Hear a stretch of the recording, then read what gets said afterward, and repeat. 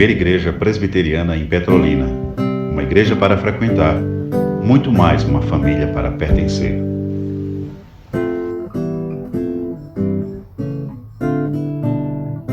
O desaparecimento de Deus, a igreja na sociedade pós-moderna. A igreja se encontra assim numa sociedade pós-moderna. E ela tem um tripé avassalador, um tripé destruidor, um tripé diabólico. Que tripé é esse? Relativismo. O relativismo é um tripé diabólico. Não há verdade absoluta. Se não há verdade absoluta, então não me venha com essa história de verdade. Não é brincadeira não, queridos. Agora, é engraçado que quem faz essa afirmação se esqueceu que o seu argumento se autodestrói, não é? Se a pessoa afirma para mim que não há verdade absoluta, então o que ela acabou também de afirmar não é verdade. É bom você fazer apologética, porque você dá uma boa risada lá no íntimo quem vem com esse argumento.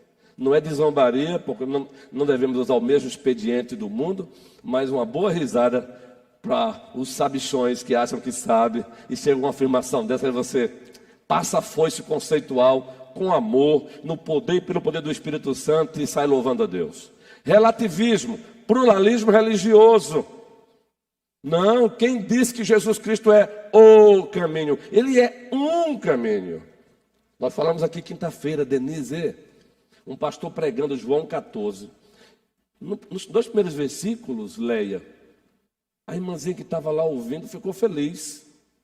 Ele olha para os discípulos e diz assim: não se turbe o vosso coração, credes em Deus, credes também em mim. Olha só, Camila, na casa do meu pai há muitas moradas. Se não fosse assim, eu vou teria dito: vou preparar-vos lugar. E quando eu for e preparar o lugar, olha só, Selma, voltarei. Para onde eu estiver, estejais vós também. E a irmã lá vibrando, até que chegou o versículo 6. Raquel. E é tanta Raquel agora que eu olho para uma, olho para outra. Agora eu falei com a Raquel, a esposa do reverendo Renato. Pense no homem de Deus, viu, gente? E não é só porque é primo não, viu? É porque é homem de Deus mesmo. Porque se não fosse, não diria, ele me conhece. Um homem de Deus, uma família de Deus. Quando chega o versículo 6, olha, Joels, estou te enxergando, viu, guerreiro? Está pensando o quê? Quando chega o versículo 6... Auxiliadora, o que é que está lá no versículo 6 de João 14, guerreira? Eu sou e eu sou a vida. Priscila, filha do presbítero Jorge. Os novos aqui, sabem quem é a Priscila?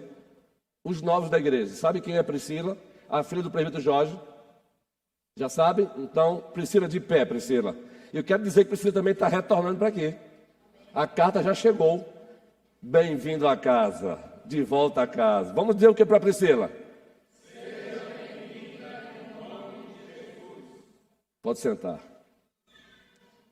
Quando disse, eu sou o caminho, a verdade e a vida, a irmãzinha estava lá atrás, César. Olha aquele presbítero, a irmãzinha estava lá atrás, Manuel, presbítero. Menino, ela trincou os dentes. Quando o pastor terminou a pregação, foi ter com ele, ironizando. Que absurdo!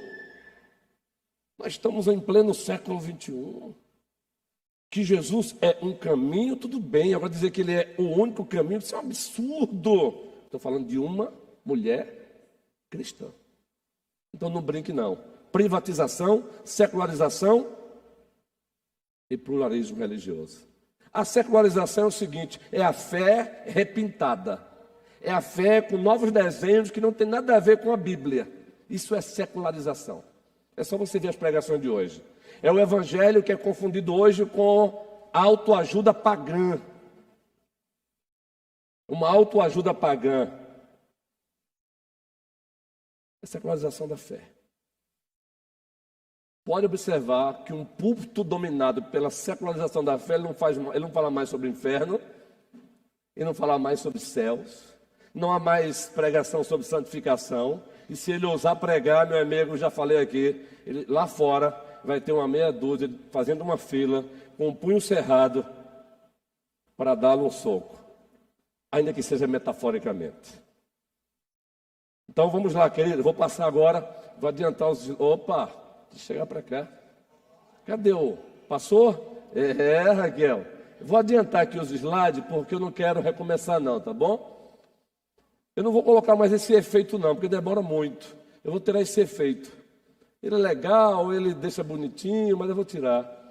A ideia aqui não é mostrar que eu sou bom de tecnologia, porque eu não sou mesmo.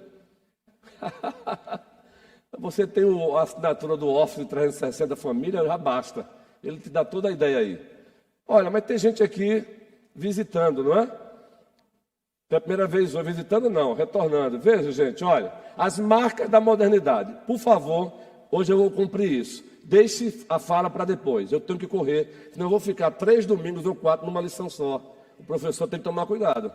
Gente, marca da pós-modernidade. O cristianismo não é mais força modeladora da sociedade. Pode olhar para o mundo. Segundo, é possível para a humanidade viver sem Deus. É assim que os pós-modernos encaram a vida. É possível viver sem Deus. E terceiro, é possível fazer deste mundo um lugar melhor, Cabral. Olha, sem a interferência de uma crença em qualquer ser espiritual. Aí você fica brincando e achando que religião e política não se mistura. Vai nessa, que amanhã nós estaremos sob censura para vivermos a verdadeira religião. Vai nessa conversa do diabo, viu? Pouco a pouco, agora foi preso um pastor, viu? Em Abreu Lima. Não vou tratar disso agora não. E sabe por quê? Porque ele ousou dizer do púlpito da igreja dele que Jesus Cristo, o cristianismo, não tem compatibilidade com religiões afros. Ele só disse isso. Pelo menos é o que disseram que ele disse. Simplesmente por isso o Ministério Público o acusou de intolerância religiosa. Segure a barra, porque vai ter pastor sendo preso aqui para frente. Não estou mentindo, não. Segure a barra. Aí fica nessa conversazinha que religião e política não se mistura. Fica nessa. Está lá, preso o senhor. Mas eu não quero abordar isso aqui agora, não. Quero só chegar lá. Ok, queridos? Agora observem. Diante disso, precisamos de algumas respostas. Acho que eu estou errando aqui o... que foi? Travou?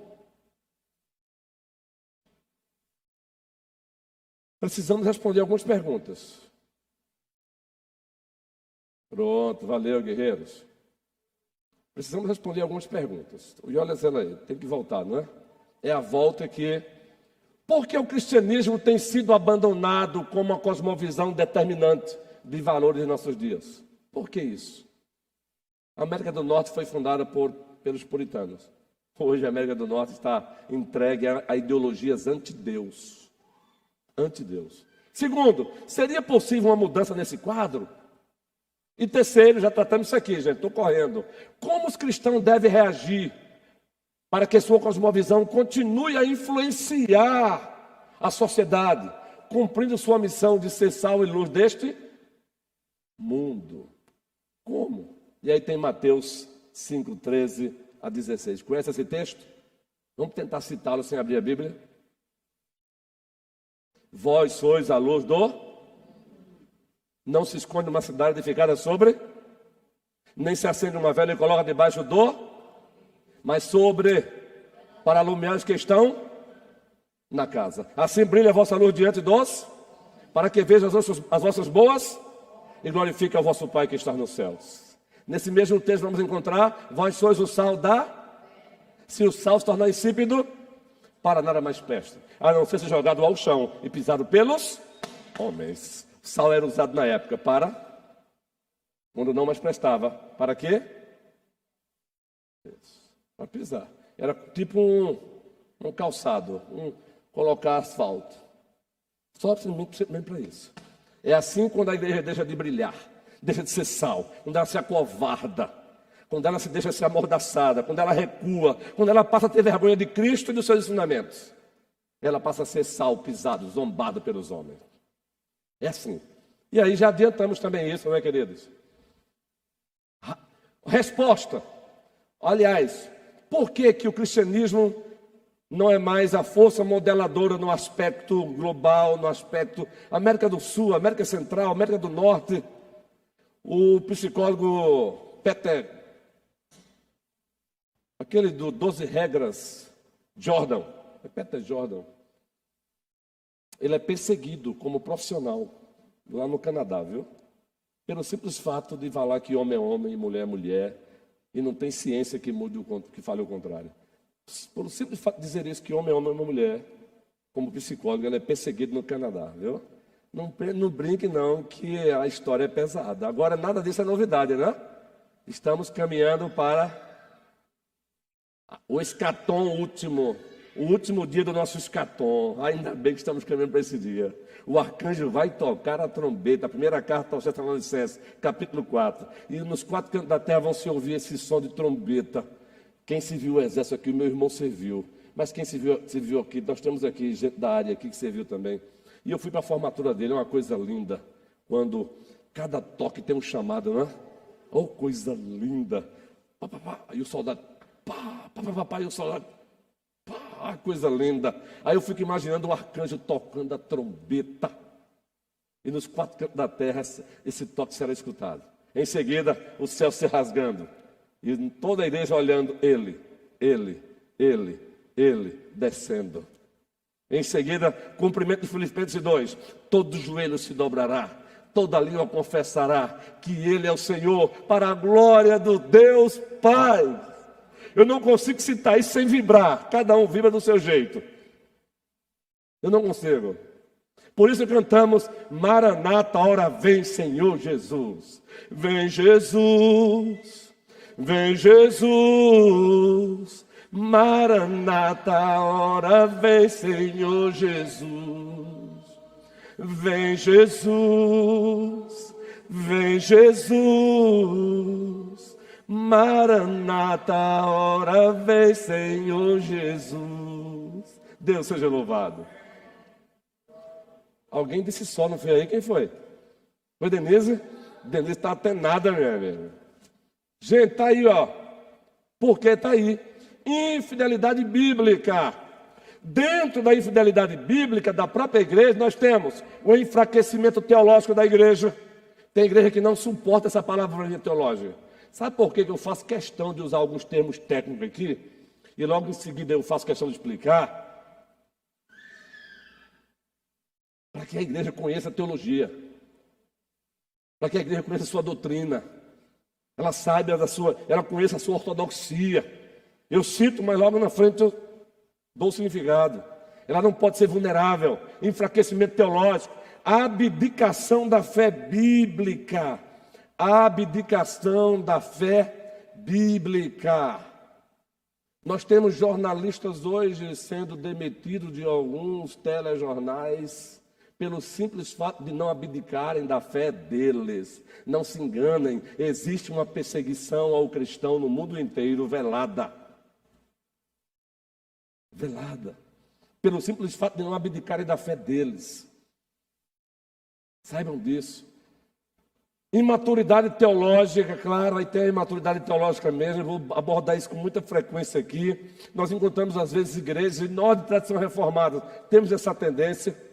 Ou nós desvalorizamos a sã doutrina, ou nós exacerbando pontos marginais e ficamos brigando por conta deles. Aquele livraço, doutrinas pelas quais vale a pena lutar. Doutrinas pelas quais vale a pena lutar. Às vezes a igreja fica se dividindo por pontos marginais da fé. Não, você pode, desse assunto aí, você pode pensar diferente de mim, mas vamos continuar caminhando juntos. Imaturidade teológica. Falta de compromisso com a verdade bíblica. Quando é que se dá a falta de compromisso? É quando a verdade bíblica ela é pisada, ela é zombada e a igreja fica... É alguém que chega com um falso ensino na igreja e o pastor, para não ter problema com esse alguém, fica... Faz de conta que eu não estou vendo. Eu tenho meu estômago, eu tenho minha barriga, eu tenho minha conta para pagar. Mas não foi para isso que o Senhor me chamou, não. Eu tenho barriga, eu preciso fazer feira, eu tenho conta para pagar. E quando a idade vai avançando, meu amigo, as doenças aumentam. Mas eu preciso ter em mente que o meu patrão é Deus. Eu preciso ter em mente que o meu chefe supremo é o Pai, o Filho e o Espírito Santo. E Ele jamais, jamais nos abandonará.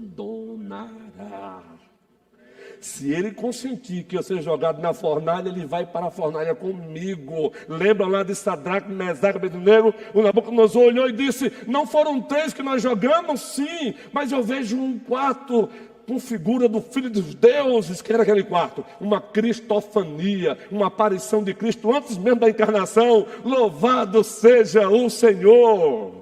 Se você for jogado numa fornalha acesa 7 vezes mais, não se esqueça, Ele, por vontade dele, desígnio dele, possa ser que Ele não queira te livrar de lá, mas Ele vai estar lá com você. E se Ele consentir, lá Ele não consentiu que o fogo torrasse aqueles homens. De lá saíram e foram promovidos. Mas Ele não fez isso com Eliseu. Eliseu sofreu de uma grande enfermidade, vontade soberana dele. E depois de sepultado, colocaram um homem morto, o homem ressuscitou. Mas Eliseu não. Mas eu não tenho dúvida que o corpo dele foi enterrado. Mas ele foi recepcionado por uma hoste celestial e santa nos céus. Lembra de Estevão, Atos capítulo 7? Depois daquele sermão que deixou os seus próprios compatriotas com os dentes trincados. Quando eu leio esse texto, meu irmão, e a gente pensa que está longe de nós um negócio desse. Não, querido. Os próprios compatriotas, o povo que se chamava pelo nome de Deus, líderes religiosos, trancaram os dentes contra quem? O diácono Estevão. Enquanto estavam apedrejando ele, e a gente não imagina a dor que ele não estava sentindo, morto por apedrejamento, diz o texto que ele olha. Ai, guerreiro, presbítero amado, como é gostoso isso. Eis que vejo os céus abertos e o Filho do Homem de pé à direita da majestade nas alturas. Aleluia! Eu até me engasguei. Ele não estava delirando, não. Ele viu literalmente, e vejam bem, de pé à direita da majestade nas alturas. Que encorajamento! E ele disse: Senhor, perdoa-lhes, porque não sabem o que fazem. Aprendeu bem no brasileiro a lição? Que recepção, meu irmão. O próprio Cristo de pé para recepcionar o filho dele, o discípulo dele. Que coisa linda, Marlene. Isso acontece com todos os servos do Senhor. Em Mateus 25, ele mesmo diz, quando ele voltar, ele vai dizer para os seus: entrem benditos do meu Pai, para o gozo preparado para vocês antes da fundação do mundo. Alisson. Então vejam, falta de compromisso com a verdade, não compromisso com a verdade, ainda que o preço seja alto. Não vamos ter medo, não. Segundo, olha aí o problema. A privatização da fé, fruto da secularização, delimitação da fé. Não, aqui não, meu irmão. Aqui você não é cristão, aqui você é cristão lá na tua igreja, aqui não. Ó, deixa os princípios da tua fé lá, aqui não. Foi assim que Daniel fez, quando estava também lá no exílio, jovenzinho. Foi não. Usou de sabedoria, mas ele ousou não se contaminar com as iguarias do rei. Ele foi intempestuoso? Não. Pediu sabedoria a Deus. E veja o que Deus fez com ele, né? Um jovem foi luz num país pagão. Um jovem judeu foi luz num país pagão. Daniel. Que maravilha, gente. Vejam. Nada de fé no espaço público. Isolamento do cristianismo bíblico. Sistema de crença sobre a pessoa. Eu dei há 8 dias sobre isso. Nós temos hoje cristãos que indiretamente dizem: eu preciso avaliar se essa doutrina eu aceito ou não. O Senhor Deus não deu a Bíblia para a gente fazer um pleito, não, gente. Ele não deu os 10 mandamentos para a igreja fazer uma assembleia e decidir se ela aceita ou não. Não. Êxodo 20 começa assim. Prefácio. Qual é o prefácio de Êxodo 20? Eu sou o Senhor teu Deus, que te tirei da terra do Egito, da casa da graça, salvação. Eu sou o Senhor teu Deus, que te tirei da terra do Egito, da casa de servidão. Por causa disso, por esta razão, ele diz o quê? Não terás outro Deus diante de mim. Resumo. Segundo, não farás para ti imagem de escultura. Terceiro, não tomarás o nome do Senhor teu Deus em vão. Quarto, lembra-te de guardar o chamado do Senhor. Quinto, honra teu pai e honra tua mãe. Sexto, não matarás. Sétimo, não adulterarás. Oitavo, não furtarás. Nono, não dirás falso testemunho contra o teu próximo. E décimo, não cobiçarás nada que pertença ao teu próximo. Essa lei continua vigente. É uma expressão do caráter de Deus. Ele não deu essa lei para que dissesse, veja se Israel gosta. Moisés, eu vou entregar aí um modelo de lei e veja se Israel se agrada. Se não se agradar, você me devolve que eu vou tentar melhorar aqui. Não foi assim que ele disse, não. Ele disse, eu sou, lembra do eu sou? Eu sou o Senhor teu Deus que te tirei da terra do Egito. Aí ele diz agora, por esta razão, não vivemos uma geração que odeia limites, né? Eu vou pregar hoje o sermão, segundo o sermão de Gênesis 3, a pior tragédia debaixo do sol. Já adiantando aqui, a forma da tentação é um dos subpontos do sermão. Querido, Deus havia dito para o primeiro casal, olha, observe, Diácono Júnior, preciosinho, é preciosinho para o Fernando, a esposa, é preciosinho por toda a igreja aqui, não é verdade? Paulinho também é preciosinho, viu? Ó, Paulinho, Deus te abençoe, guerreirão. Luciano também é preciosinho, não vou deixar ninguém aqui com... Roniel também é preciosinho. Quem mais faltou aí, gente? Venâncio, o Venâncio, um cheiro, viu, no coração. Ele está nos acompanhando, é preciosinho também. E como ele é preciosinho? Mas aí me ajude a voltar agora, que eu falei tanto de preciosinho, agora eu saí. Devagar, de você praticar devagação, acontece isso. Eu estava citando o quê? Diz aí. Limites. Messida, você é benção. Isso acontece quem ousa devagar, viu? Quem ousa praticar devagação, acontece isso, não tem problema. Preste bem atenção. Magali, olha, Deus diz para o casal, de toda a árvore dos jardins, preste bem atenção na palavrinha, de toda a árvore dos jardins, comerás. De toda. Mas, da árvore do conhecimento do bem e do mal, não comerás. Porque no dia em que vocês comerem, certamente vocês morrerão. Queridos, Deus só deu uma proibição. Nós chamamos isso de mandato probatório na teologia bíblica. Deus colocou o primeiro homem no mandato probatório. Se ele obedecesse, bênção. Se desobedecesse, como desobedeceu, a consequência. E só uma proibição. Aquela árvore ali, ela era sacramental.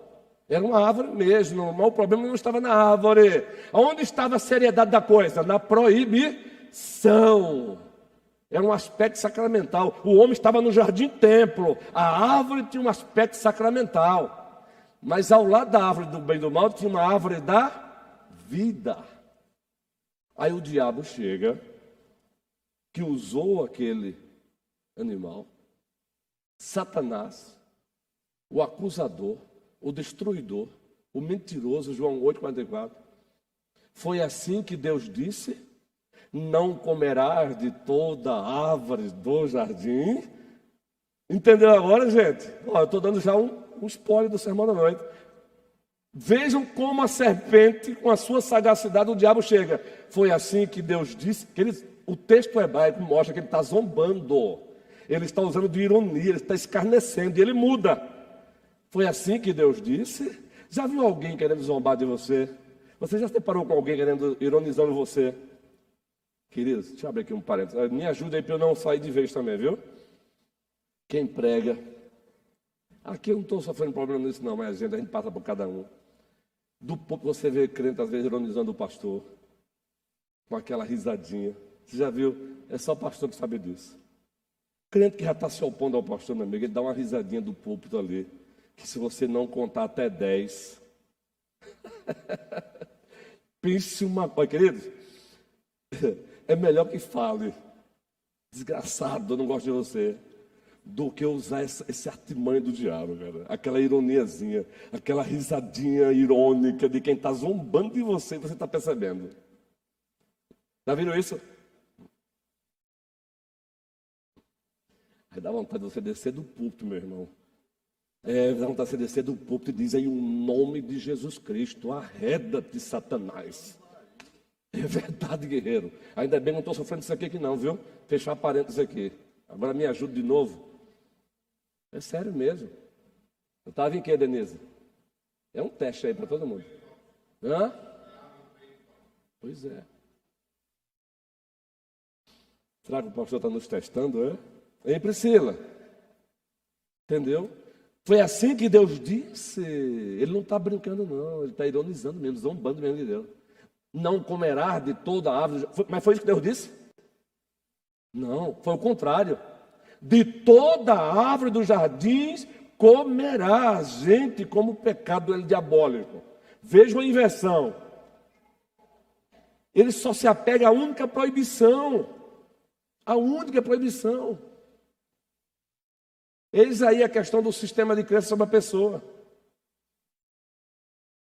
O diabo é astuto, mas deixa isso para o sermão da noite.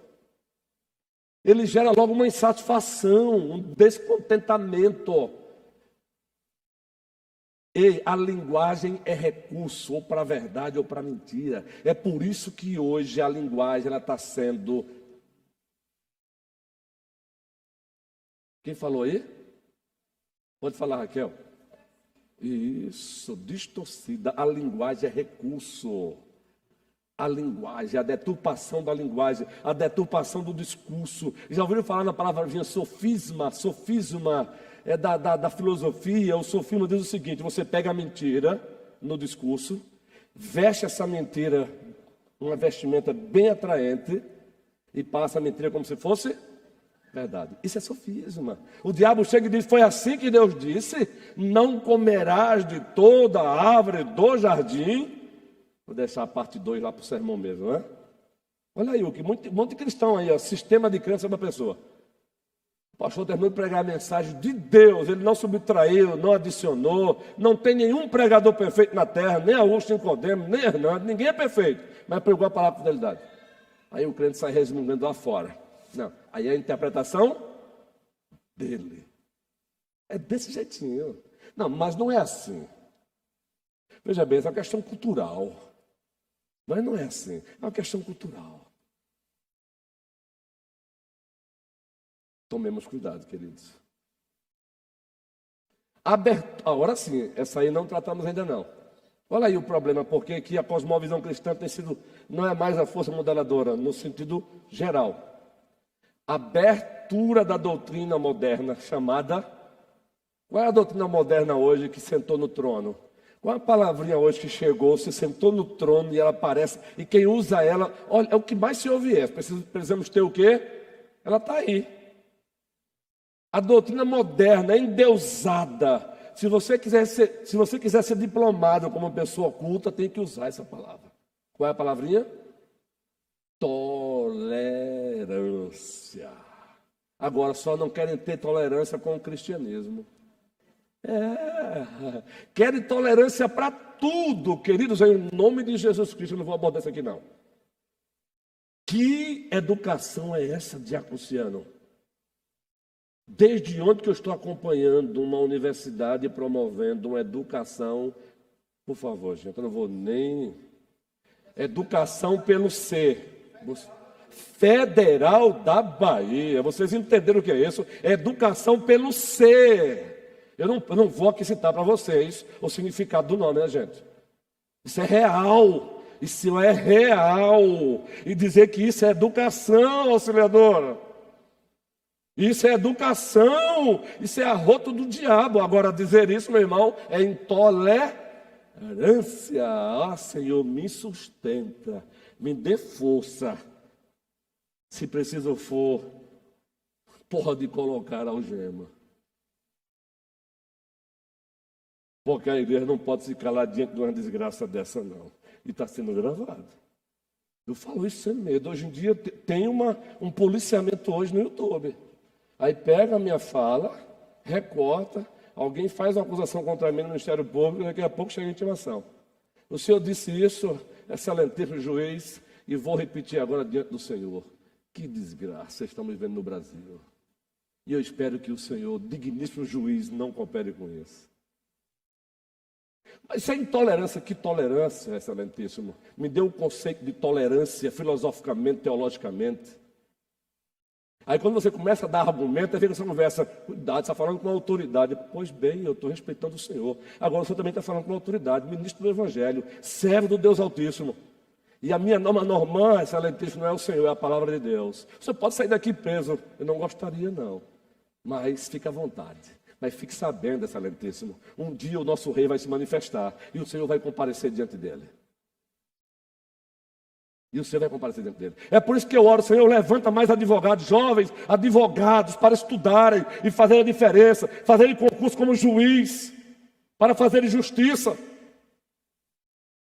Não brinque não, que a coisa é séria.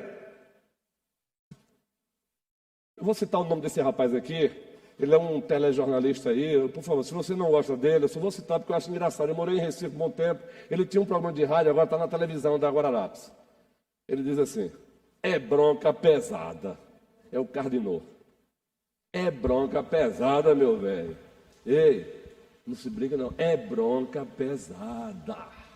Nós não estamos num parque de diversão, não, querido. Nós estamos num campo de batalha. E a modinha agora é: se eu falar que Jesus Cristo é o caminho, é a verdade, é a vida, artigo definido, eu estou sendo o quê? Intolerante. E agora é crime. Reverendo Renato. Eu só queria dizer aqui, né, em relação ao que está acontecendo, né, a gente tem enfrentado isso nos nossos dias, aí a mídia deixa tudo claro para nós, isso aí, essa situação, até mesmo com essa questão das fake news, né, desse PL aí. Mas, algo como você disse aí, nós estamos sofrendo uma injustiça, e você comentou aí, orar para que Deus levante servos fiéis, advogados, para que possam exercer justiça. Justiça. Né, justiça na terra, faça a diferença. Né, uma realidade que a gente enfrenta hoje, e a gente precisa de sabedoria para lidar com isso. Mas sempre aconteceu na terra, né? Nós, na época de Isaías, os juízes se corrompem, os juízes fazem aquilo, não é? O juiz não julga a causa da viúva, do órfão, as injustiças têm crescido a cada dia, né? É uma luta que a gente enfrenta, né? E a gente precisa, nesse sentido, de certa forma, saber lidar com isso. Sabedoria, não é? Então, essa é uma realidade. A gente deseja o melhor, mas aparentemente não nega, isso não melhora. A gente vai sempre enfrentar isso. Isso traz a angústia ao nosso coração, leva a gente a ficar irado, né? A gente vê todas essas coisas acontecendo, né? E aparentemente Deus está distante, mas na realidade não está. Na realidade nunca esteve. Isso, guerreiro. Deus seja louvado. Né? E a gente compete a gente mesmo, de fato, só orar para que Deus levante pessoas sérias, para fazer a diferença. Fazer a diferença na terra. É a tensão entre o já e o ainda não. Fome e sede de justiça. Sermão da montanha. Agora, só lembrando, gente, que há casos, e não é de hoje, de falta de sabedoria de cristãos. Aí é outro extremo. Quem não se lembra aqui de uma vez de um determinado líder de uma determinada religião que botou uma estátua, um ícone da igreja romana, lembram? Botou na frente da televisão mesmo e aí não. Aí de fato nós não concordamos com isso. Assim como queremos... Tá. Tu querias falar algo, né, guerreiro? Segura, para o teu bem. Estou te protegendo aí, viu? Segura. Pastor. Aí não pode, né, guerreiro? Porque assim como eu quero a minha liberdade religiosa, eu também quero que ele tenha a dele. Agora, no campo das ideias, aí a gente pode falar. A idolatria, aí a gente pode falar. Mas no campo da agressão, no campo da proibição, por exemplo, a gente precisa tomar cuidado com essa historiazinha de... Me entenda, por favor. Se você quer Aqui foi colocada uma estátua ali naquela pedra do Rio São Francisco, não foi? Que estátua é aquela? Não é Iemanjá, salvo engano. Me corrijam aí, gente. Não tem? Não é não? É uma sereia apenas? É para um monte de coisa. Aonde eu quero chegar com isso? Nós não pedimos o dia da Bíblia, e o vereador vai lá e pede. Então, se a turma do afro vai lá também na justiça e pede o dia de Iemanjá, respeite, meu amigo. Olha como a gente precisa também se praticar a política corretamente. Você não quer ter o teu dia da Bíblia? É por isso que o caminho do cristianismo não é impor, é influenciar, não é impor. Porque se você for impor, meu amigão, você entendeu a questão? Por isso que a questão é muito complexa. Não é só assim, mas que pode, o vereador levou uma proposta para o dia de Iemanjá. Ora, é democracia. É a liberdade religiosa, respeite. Agora, no campo das ideias, evangelizar as pessoas das religiões afro, aí é liberdade também nossa. Dizer que eles estão errados também é liberdade nossa. Agora, dizer que eles estão errados com amor, com sabedoria, com discernimento. Então, veja, estou falando isso aqui porque já houve cristãos realmente com falta de sabedoria. Olha, hospitais. Antigamente a igreja podia entrar com mais facilidade nos hospitais.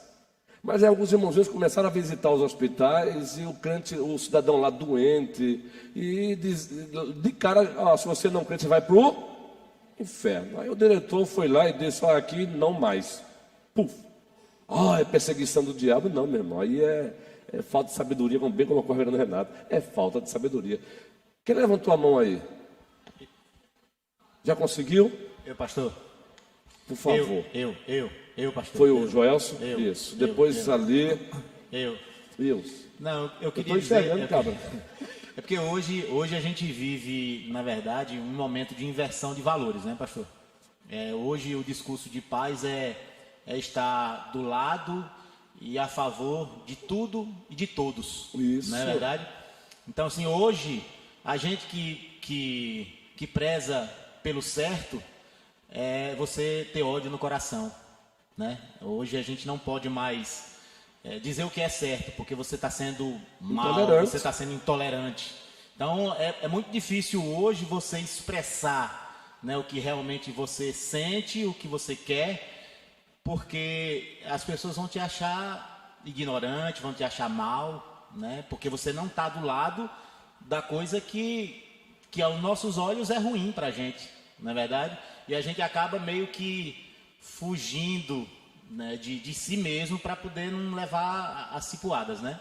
Infelizmente, pastor. Verdade. É o que o senhor falou aí, ter cuidado no que vai falar. Sabedoria. Para não ser processado lá na frente. Sabedoria. Porque você não está apoiando uma coisa que você acha que não é certa. Isso. Quem levantou? Me ajuda aí para não meter injustiça. Foi a querida ali que tem nos visitado também com muita frequência.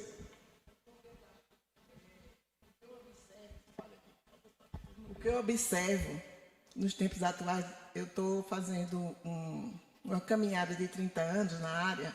O que eu observo é que o ser humano, ele não é inocente em nada. Ele sofre por falta de conhecimento. E o principal conhecimento é o conhecimento da leitura humana, dos seus limites. Então, o ser humano, eles não querem ceder aos limites que Deus propôs. Porque o que eu vejo na atualidade é a falta de conhecimento e o ser humano se deixa levar pelo material e não dá valor ao espiritual. Na época atual, as pessoas não conhecem que cultura não salva ninguém. Porque uma família composta, para você dar atenção, no meu entendimento, é criança de 14 anos, já mãe de 2 filhos, então é cultura e falta de conhecimento, não é? Mas o que prevalece na atualidade é o conceito material, é a vontade humana, não a vontade de Deus. Porque se a gente olhar aqui, na nossa região aqui do sertão, a desigualdade social, ela prevalece muito mais do que o que tem acontecido lá no Amazonas. E ninguém tem conhecimento, porque a mídia só mostra aquilo que vai favorecer a eles. Aquilo que é do interesse. Mas o ser humano, como Deus diz, tem que seguir o primeiro mandamento e o segundo. Se eu não amar o próximo e não souber se ele está bem ou não, eu não tenho amor pelo próximo. As 2 tábuas da lei, né, minha irmã? As 2 tábuas. Isso. Se eu não fizer o primeiro e o segundo, eu não faço nenhuma.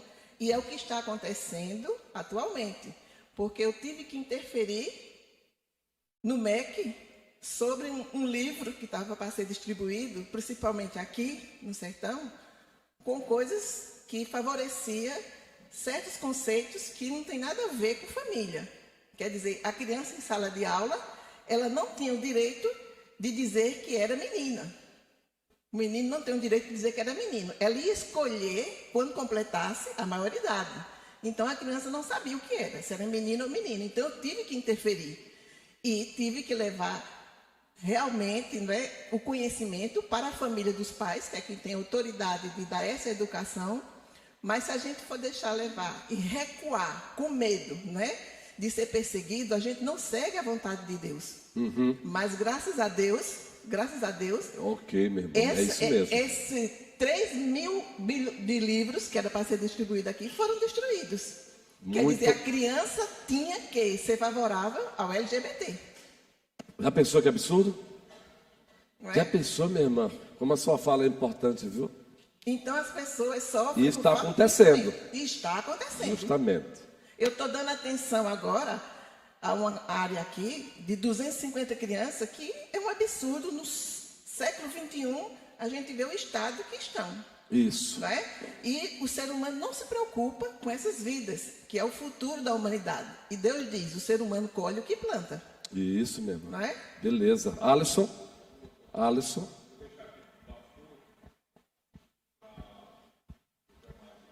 Muito obrigado, mulher guerreira. Estamos juntos no Senhor, com o Senhor e para o Senhor. Pois são. Graça e paz, igreja.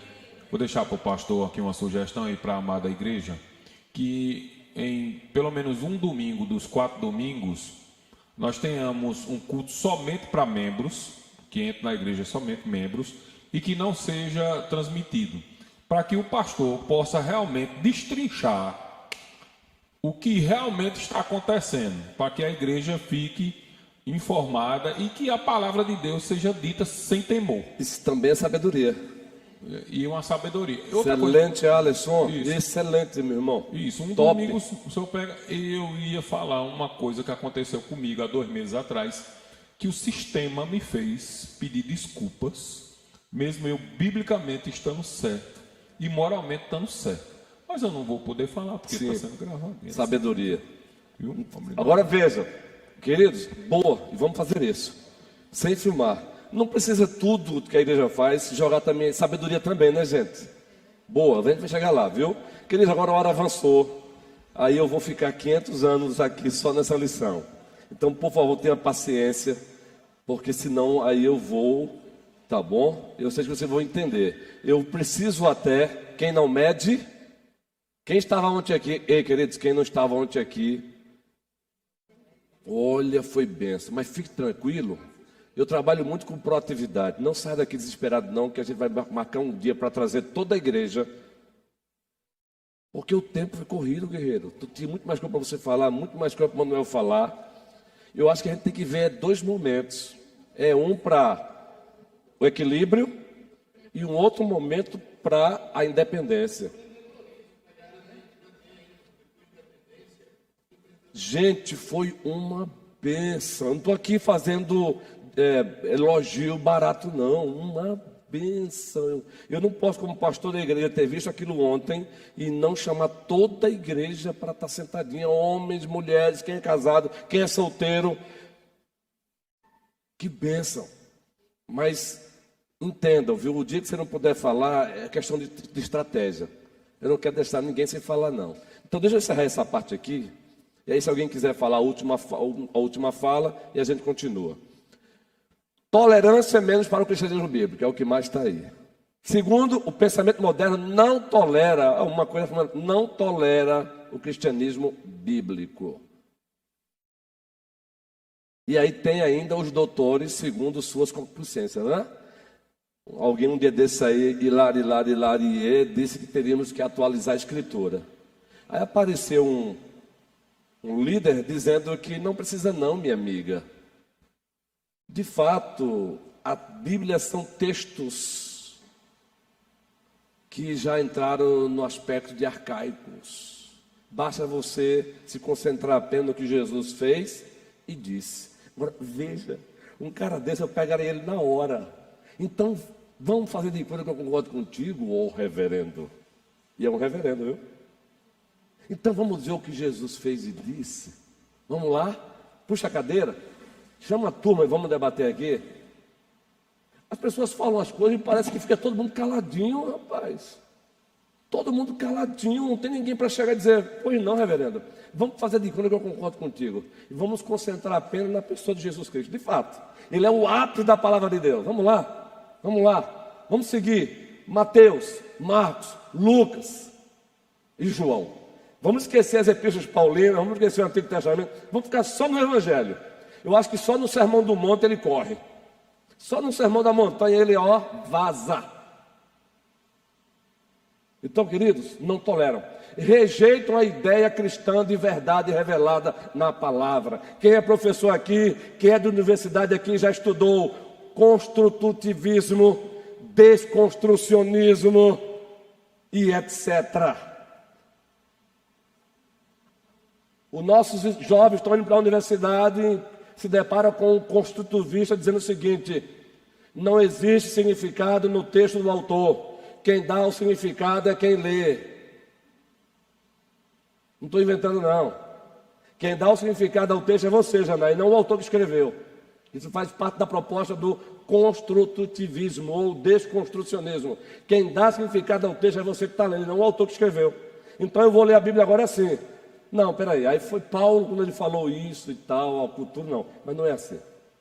Eu só estou dando só uma pinceladazinha. Isso é apologética cristã, isso é cosmovisão cristã. Sabe por que estamos pregando Gênesis de 1 a 11? Não é porque eu achei bonitinho, legal, bacana só não. É porque a igreja precisa. Estamos vivendo dias complicados. A igreja precisa estar firme para isso. Ela precisa estar coesa. Para quando o Ministério Público bater na porta, mandar uma intimação para o pastor, a igreja não só se reúne para orar, mas ela possa também fazer a sua defesa. João Calvino escreveu cartas para príncipes, na época dele, escreveu cartas para imperadores, para defender a fé. Agora, por favor, não venha conselho de pastor estar me chamando aqui para estar fazendo certas marchazinhas babacas. Eu vou, para fazer outras marchas. Agora, as marchazinhas babacazinhas, a Petrolina é de Jesus Cristo, meu irmão. Por favor, não vou perder meu tempo com isso. Petrolina é de Jesus Cristo com a igreja na rua, anunciando o verdadeiro evangelho. E não certas marchazinhas babacas sem sentido nenhum.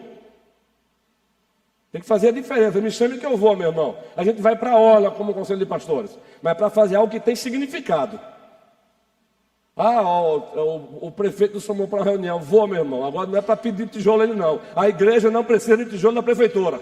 A igreja é sustentada pelos seus dízimos e pelas suas ofertas.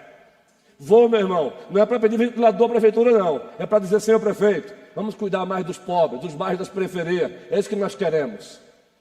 Senhor vereador, por favor, dá uma olhadinha aí nas periferias. O povo precisa. É isso que nós queremos. E quanto à igreja, pastor, fique tranquilo. Eu só quero que o senhor cuide daquilo que é na prefeitura, a rua, manda uma varrida lá e tal. Isso aí é necessário. Aliás, recentemente um vereador aí nos serviu muito bem nessa área, viu?